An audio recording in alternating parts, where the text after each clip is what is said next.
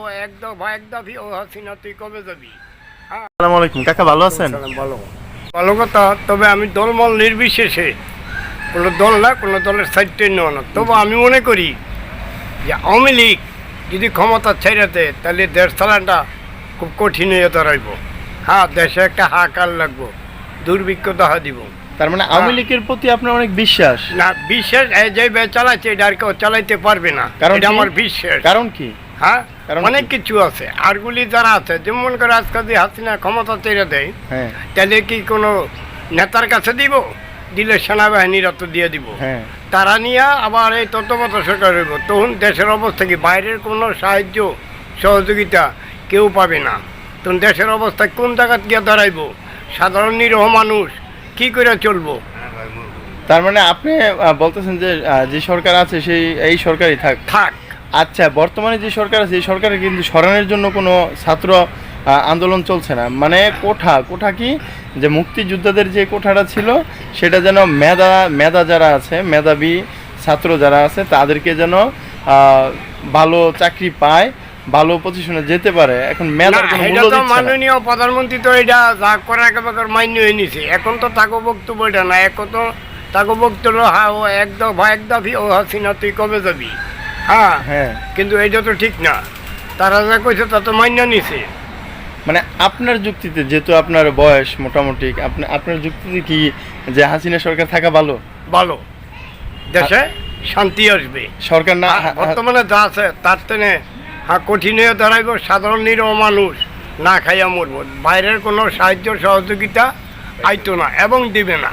মানে আপনি বলতেছেন যে হাসিনা সরকার না থাকলে মানে বাইরের কোনো সহযোগিতা আসবে না? না, হাসিনা সরকার বলতো না, যে কোনো সরকার থাকতেইব, নাইলে দিবে না। তো বর্তমানে তো হাসিনা ক্ষমতা চলে, তো আর তাদের কাছে আছে না। তিনি সেনাবাহিনীর কাছে যদি ক্ষমতা ছাড়ে অবশ্যই আপনার সরকার তো অবশ্যই গঠন হবে। হ্যাঁ। এটা তো তত্ত্বাবধায়ক সরকার দিয়ে পরে আবার নতুন করে দল গঠন হইব। হ্যাঁ। তো তারপরে কি হবে না? না, তখন তো সেনাবাহিনী দেশ চালাইব। তার মানে আমি বুঝতে পারছি যে আপনি আসলে আওয়ামী লীগের অনেক একটা ভক্ত।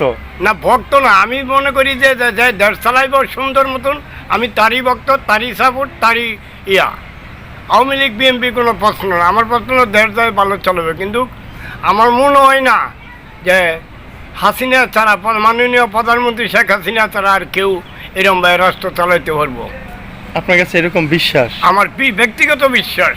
ও, তার মানে এই যে আপনার এই যে বাংলাদেশের মধ্যে যখন আপনার অল্প আন্দোলনটা ছিল, এই তখন যদি আপনার এই সরকার এই জিনিসগুলো মাইনে নিত বা এখন যেইভাবে মাইনে নিছে, তাহলে কিন্তু এই অনেক ছাত্র কিন্তু হয়তো বা নিহত হয়েছে।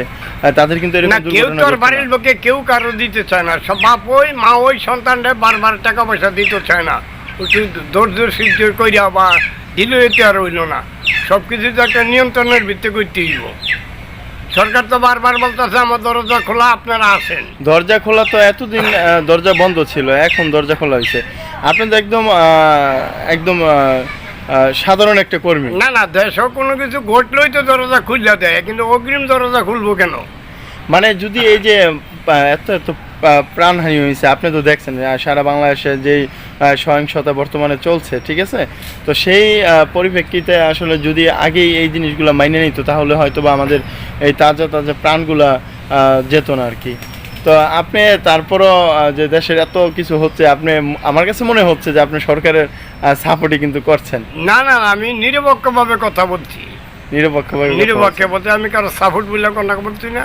যার কে এই দেশ চালানোর মতন, এই সরকার তো বর্তমানে কাজ কম আর করে নাই। হ্যাঁ, আপনারা যদি মনে করেন সরকার সব খেয়ে লেতেছে, ভুল। কেমন কাজ করছে? কেমন যদি আপনি অনেক রাস্তাঘাট, ব্রিজ, এই সেই বিভিন্ন প্রতিবন্ধী, বয়স্ক, বিধবা, অনেক কিছু সেই দেওয়া যাইতেছে। হয়তো আরেকজন এটা নাও দিতে পারে। ঠিক আছে কাকা, আপনাকে অসংখ্য ধন্যবাদ।